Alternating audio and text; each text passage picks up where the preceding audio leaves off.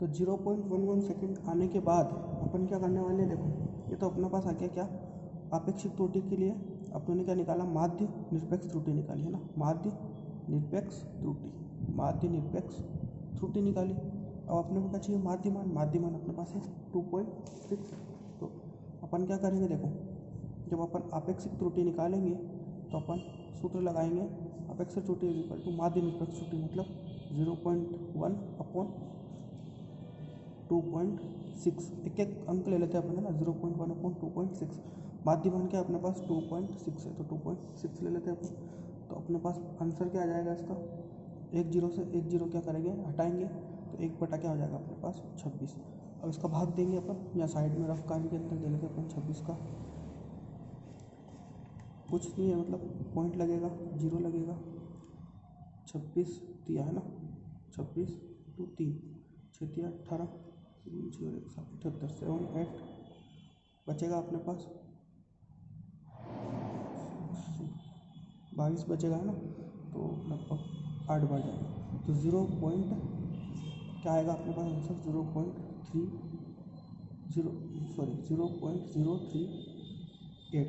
यहाँ तक आंसर आएगा। मतलब इसको एक तरह से क्या मान सकते हैं, लगभग बराबर इसको क्या मान सकते हैं अपन, 4 मान सकते हैं ना, 0.04 इसको अपन क्या कर सकते हैं, मान सकते हैं, ठीक है 0.04, क्योंकि अपन आगे सार्थक अंक पढ़ेंगे तो सार्थक अंक के अंदर क्या होना है कि जो 3 है, 3 के आगे अगर 8 है अपने पास, 5 से ऊपर की संख्या है तो ये क्या बन जाती है, 4 बन जाती है। तो अपने पास आपेक्षिक त्रुटि आ गई 0.04 आ गई, और लास्ट में अपने को निकालनी प्रतिशत त्रुटि। तो प्रतिशत त्रुटि का सूत्र मैंने आपको बताया था कि आपेक्षिक त्रुटि इंटू 100 है ना, आपेक्षिक त्रुटि का प्रतिशत। तो 0.04 इंटू 100 करेंगे अपन जब, तो क्या आ जाएगा अपने पास 4%। तो ये सवाल आप एक बार कॉपी में नोट कर लेना, और आप एक बार बिना देखे इसको करने की कोशिश करना है ना, बिना देखे इसको करने की कोशिश करोगे तो इसको आपको कंप्लीट समझ में आ जाएगा कि सवाल कैसे होता है, त्रुटि के ऊपर बेस्ड सवाल कैसे होता है, ठीक है। तो ये हो गई आपकी त्रुटि है ना। अब अपन देखने वाले हैं त्रुटियों का संयोजन, वो लास्ट टॉपिक रहेगा अपना त्रुटियों का संयोजन, उसके बाद अपना त्रुटि खत्म हो जाएगा, ठीक है। तो त्रुटियों का संयोजन क्या होता है, देखिए त्रुटि का संयोजन होता क्या वो देखेंगे अभी अपन। हेडिंग डालता हूँ मैं, त्रुटियों का संयोजन, त्रुटियों का संयोजन, ठीक है। अब त्रुटियों का संयोजन क्या होता है वो देखेंगे, ठीक है। तो त्रुटियों के संयोजन में क्या होता है, देखो सबसे पहले तो नॉर्मली 2 प्रकार का होता है, लेकिन इसको अपन 4 भागों में पढ़ेंगे तो अच्छा समझ में आएगा आपको है ना। जैसे एक होता है त्रुटियों का संयोजन, संयोजन या संकलन या व्यकलन की त्रुटि, आपकी बुक में जो दे रखा है वही नाम देते हैं, संकलन या व्यकलन की त्रुटि। और एक होता है गुणनफल या भागफल की त्रुटि, गुणनफल या भागफल की त्रुटि। अब देखिए संयोजन और व्यकलन, संयोजन का मतलब आपको पता है, संकलन का मतलब जुड़ना और व्यकलन का मतलब घटना, तो प्लस और माइनस। तो गुणनफल और भागफल अपने को पता है, गुणनफल मतलब इंटू और भागफल मतलब डिवाइडेशन है ना। तो ये 4 प्रकार अपने को 4 प्रकार की लेके पढ़ेंगे तो अपने को अच्छा समझ में आएगा है ना। तो सबसे पहले अपन पढ़ते हैं संयोजन की त्रुटि, फिर उसको मिला के बता देंगे लास्ट में, संयोजन या संकलन की त्रुटि।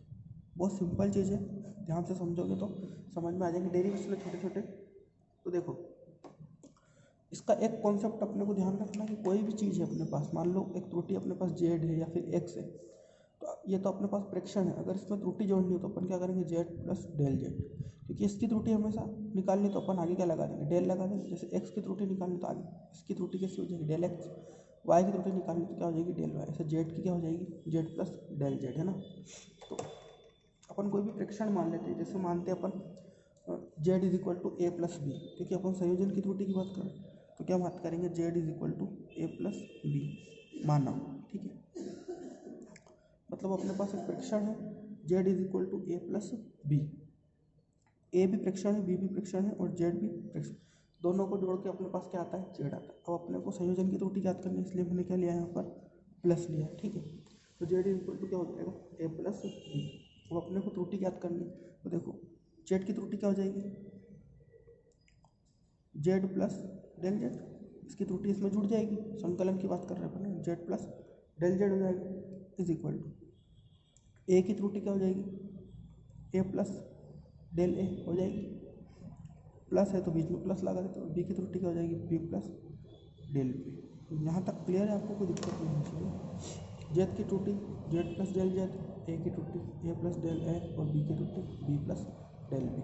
ठीक है, दोनों की सबकी त्रुटि अपनों ने साथ में इसको जोड़कर लिख दी।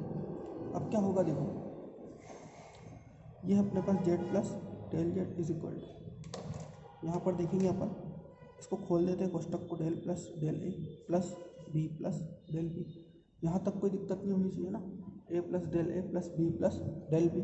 ठीक है, अब इसको अगर मैं चाहूँ तो ऐसे लिख सकता हूँ, Z plus del Z is equal to A plus B, A और बी को साथ में लिख दूँ कोई फ़र्क नहीं पड़ेगा ना, प्लस डेल ए प्लस डेल बी, ऐसे लिख देंगे तो उसको कोई दिक्कत नहीं आनी चाहिए ना, कोई फ़र्क नहीं पड़ेगा, आगे पीछे लिख दिया आपने चिन्ह सही कर।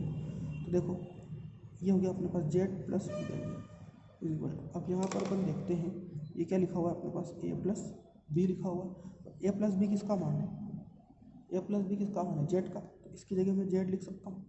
ध्यान से देखना, यहाँ पर ए प्लस बी है, ए प्लस बी की जगह अपन जेड लिख सकते हैं, तो ये क्या लिख दिया अपन ने, ए प्लस बी की जगह जेड लिख दिया। ठीक है, प्लस डेल ए प्लस डेल बी, यहाँ तक कोई दिक्कत नहीं है ना। अब जेड से जेड क्या हो जाएगा, कैंसिल हो जाएगा, तो अपने पास लास्ट में क्या बचेगा, del Z is equal to del A plus del.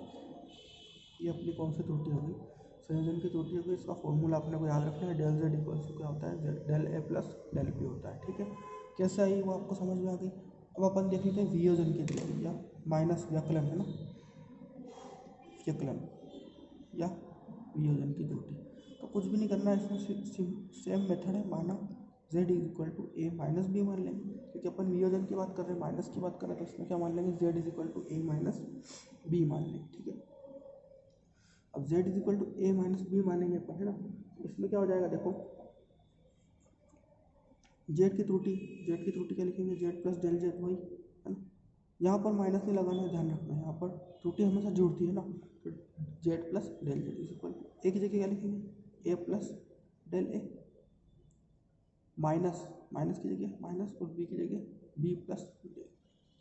यहाँ तक क्लियर है आपको, माइनस है इसलिए यहाँ पे माइनस लगाया, प्लस वाली त्रुटि में प्लस लगा रहे थे। ठीक है, आगे देखेंगे अपन, Z plus del Z is equal to, इसको खोलेंगे अपन, तो ए प्लस क्या हो जाएगा, डेल ए, यहाँ है माइनस तो यहाँ पे क्या हो जाएगा, माइनस। ठीक है, यहाँ पे अपने पास माइनस है तो यहाँ पे क्या हो जाएगा, माइनस हो जाएगा, और ये माइनस जब अंदर गुणा होगा तो माइनस क्या हो जाएगा, डेल। यहाँ तक कोई समस्या नहीं होनी चाहिए ना। देखो क्या करा, ये तो ऐसा कैसा लिखा, माइनस का गुणा जब इससे होगा तो माइनस का बी, और माइनस का गुणा इससे होगा तो माइनस का डेल बी। यहाँ तक क्लियर। उसके बाद अपन करेंगे z plus del Z is equal to, अगर मैं उसी तरीके से जहाँ ये वाली स्टेप लगी थी यहाँ पर भी वही स्टेप लगा रहा हूँ, एक ये जो माइनस का बी है इसको मैंने कहाँ लिख दिया, ए के साथ लिख दिया, प्लस डेल ए, ये जो प्लस का डेल है यहाँ लिखा, और माइनस का डेल बी। यहाँ तक भी मेरे हिसाब से कोई दिक्कत नहीं आनी चाहिए ना, सिंपल सी चीज़ है। यहाँ पर लिख दिया मैंने माइनस का डेल, तो देखिए यहाँ क्या हो जाएगा, जेल plus del Z is equal to a minus b का मान क्या माना था आपने, जेड, तो ए माइनस बी की जगह मैं सीधा सीधा क्या लिख दूँ, जेड लिख दूँ। जैसे यहाँ पे ए प्लस बी की जगह लिखा था, इसी प्रकार से यहाँ क्या लिख दूँ, जेड, ए माइनस बी की जगह जेड लिख दूँ, plus del A minus del B अपने पास है ही, तो ये ऐसा कैसा लिख दिया। ठीक है, अब अपने को पता है जेड से जेड क्या हो जाएगा, कैंसिल हो जाएगा, तो अपने पास क्या आएगा, del Z is equal to del A minus del आ जाएगा। कहीं कोई दिक्कत नहीं आनी चाहिए आपको। संकलन और व्यकलन की त्रुटि में मेरे हिसाब से बहुत सिंपल चीज़ें हैं, दोनों में सेम स्टेप है, इसमें प्लस है और उसमें माइनस है। अब आपकी बुक के अंदर जो चीज़ दे रखी है वो ऐसे दे रखी है, del Z is equal to del A और डेल, और बीच में यहाँ पे अपने प्लस आया है, यहाँ पे क्या आया, माइनस आया, उन्होंने दे रखा है प्लस माइनस। मतलब जब अपने को संकलन करना हो तब प्लस का चिन्ह यूज़ करेंगे, तब जब व्यकलन करना हो तो माइनस का।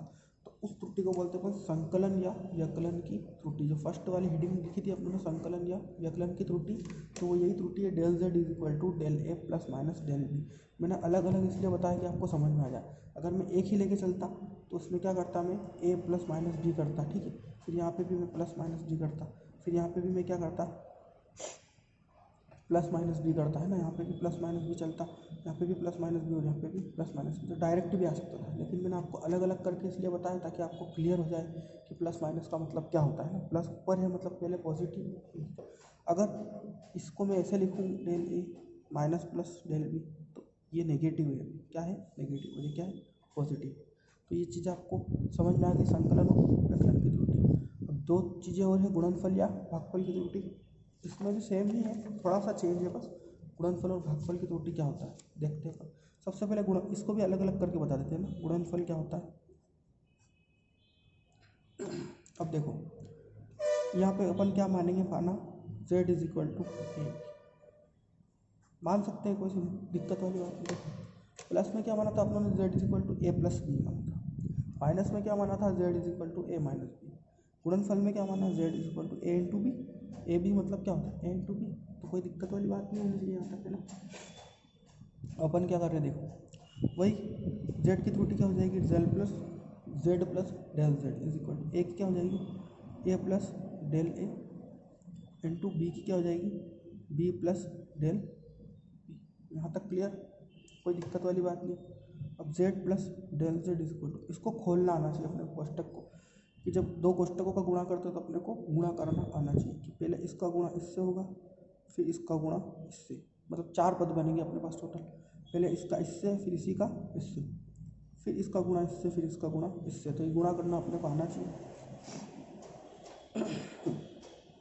तो ए का गुणा बी से करेंगे तो क्या आएगा, ए इंटू बी, यहाँ तक क्लियर है। फिर ए का गुणा डेल बी से करेंगे तो क्या आएगा, ए डेल बी, कोई दिक्कत वाली बात नहीं। दो पद तो इसके बन गए, प्लस उसके बाद अपन करेंगे डेल ए का गुणा बी से, है ना, तो क्या आ जाएगा बी डेल ए आ जाएगा, और इसका गुणा इससे करेंगे तो क्या आ जाएगा डेल ए डेल।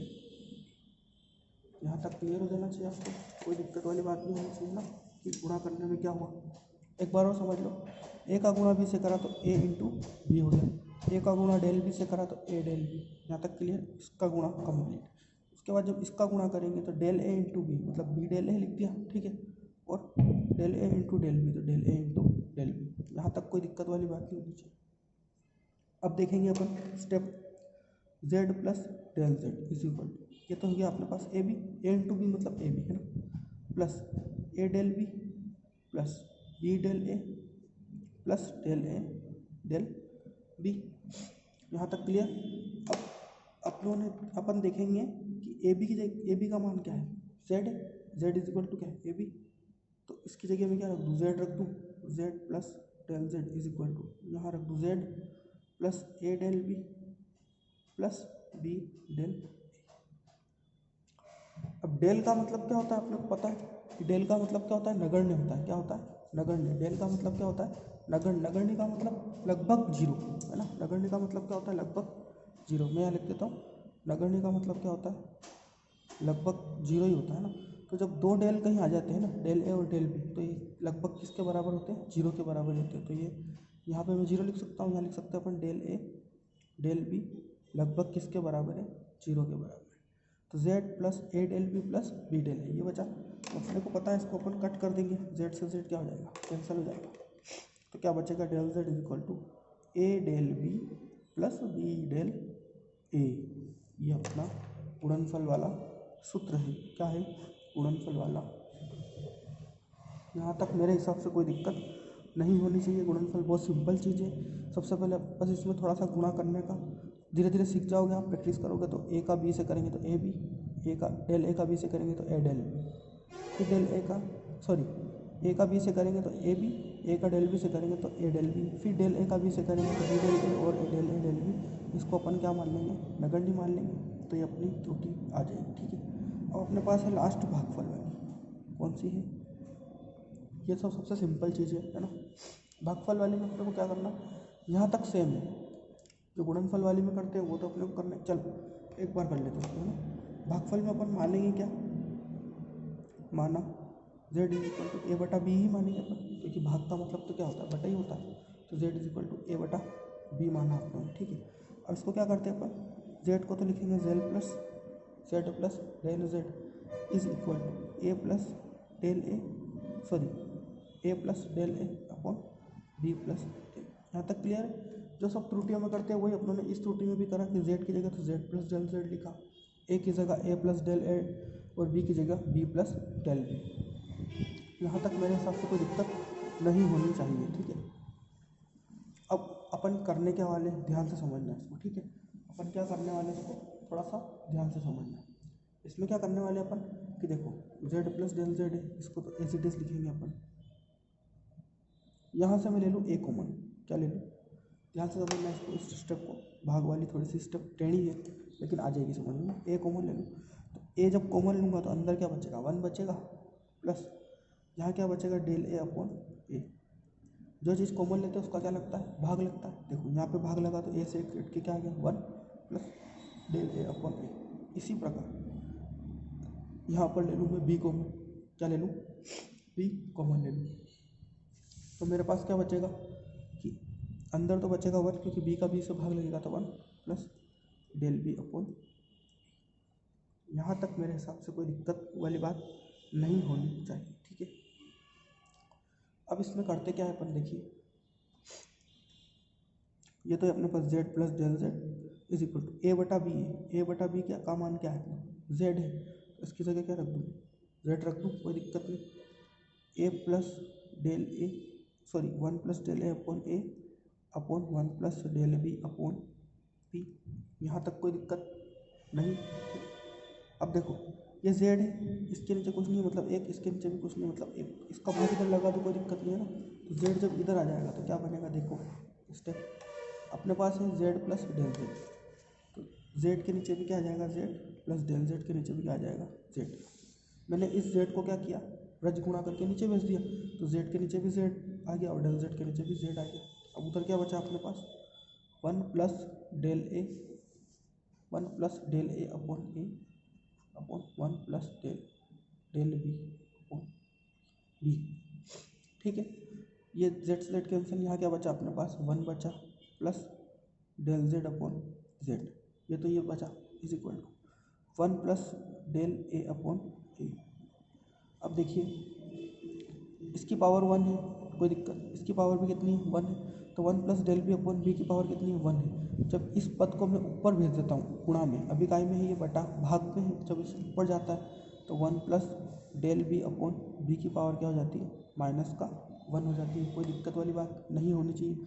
वही बात है कि जैसे 2/5 लिखा मैंने, तो जब 2 इंटू 5 की पावर -1 लिख सकते हैं, 5 की पावर यहाँ पे क्या है, 1 है, ऊपर इंटू में जाएगा तो -1 हो जाती है पावर। तो ये अपने को गणित का नियम ध्यान रखना है ना, कि जब ऊपर जाती है तो पावर कायम हो जाती है -1, और अगर नीचे पावर माइनस में, जैसे 2/5 की पावर -1, तो ये क्या हो जाएगा, 2 इंटू 5 की पावर +1 ऊपर जाएगी। तो पावर का चिन्ह हमेशा क्या हो जाता है, चेंज होता है। अगर ऊपर पावर जाती है तो उसका चिन्ह क्या हो जाता है, चेंज हो जाता है, ठीक है। यहाँ तक क्लियर है भाग विधि में।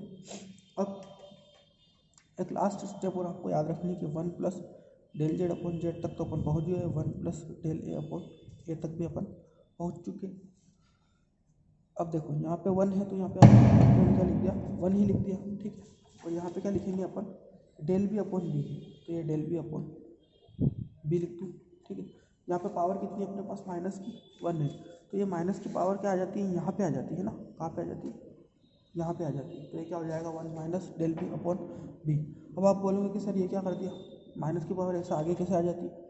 तो एक होती है थ्योरम होती है ना, क्या होती है, द्विपद प्रमेय बोलते हैं जिसको, क्या बोलते हैं पर मैं बता देता हूँ मैं लास्ट में, ज़्यादा अंदर नहीं घुसना अपने को, तो कन्फ्यूज हो जाएंगे ना। द्विपद प्रमेय तो ये क्या होती है, 1 प्लस एक्स की power n is equal to 1 plus n x, ये ध्यान रखना है कि ना। देखो ये कैसे हुआ, गणित के अंदर एक थ्योरम होती है 1 प्लस एक्स की power n is equal to 1 plus n x, मतलब पावर कहाँ गई, यहाँ पे आ गई। अपने पास पावर क्या थी, -1 थी, ये उड़ के कहाँ आ गई, यहाँ आ गई। तो यहाँ पे प्लस तो था ही था, लेकिन -1 जब यहाँ आया तो प्लस माइनस क्या हो जाएगा, माइनस। तो इसलिए अपनों ने क्या लिख दिया, डेल बी अपॉन बी। ज़्यादा डीप में नहीं जाना है, लेकिन अपने को कॉन्सेप्ट क्लियर होना चाहिए कि हुआ क्या है ना। तो 1 minus del B upon b हो गया, यहाँ तक क्लियर। अब वही प्रोसेस अपन इसका क्या कर देंगे, गुणा कर देंगे।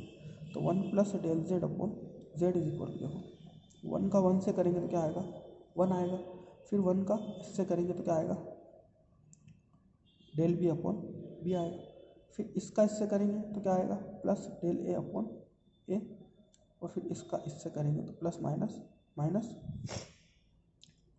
Del A upon A into del B upon B. यहाँ तक कोई दिक्कत मेरे हिसाब से नहीं होनी चाहिए ना। गुणा किया है सिर्फ, जैसे गुणे में किया था वैसे ही भाग में भी किया, 1 का 1 से, फिर 1 का इससे, फिर इसका इससे और इसका इससे, तो यहाँ तक अपने क्या कर दिया गुणा कर दिया। ठीक है, अब क्या हो जाएगा देखिए 1 से 1 तो कैंसिल कर सकते हैं, पर कोई दिक्कत वाली बात नहीं, 1 से 1 क्या कर सकते हैं कैंसिल।